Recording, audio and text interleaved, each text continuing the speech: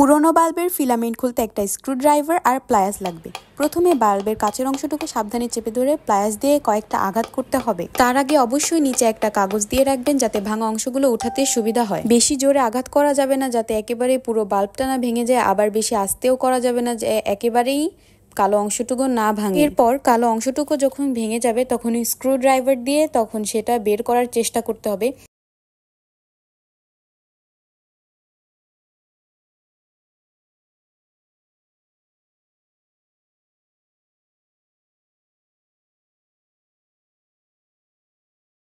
এবং সাইডের এই অংশটাকে প্লায়াস দিয়ে আঘাত করে ভিতরে দিয়ে দিতে হবে।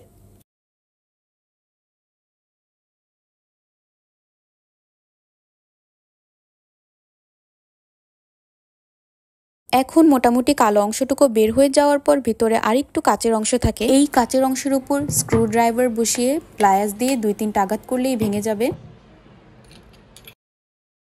আর পুরোপুরিভাবে ক্লিন করতে ভিডিওতে যেভাবে দেখিয়েছি এভাবে করে স্ক্রুড্রাইভার বসিয়ে প্লাস দিয়ে আঘাত করতে হবে।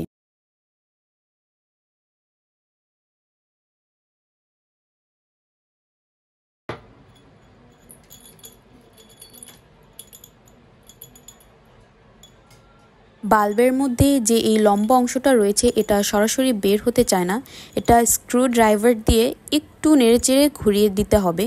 ঘুরিয়ে দেওয়ার পর যখন একদম লাইটের মাথার কাছে চলে আসে তখন সেটা হাত দিয়ে টেনেই ইজিলি বের করতে পারবেন।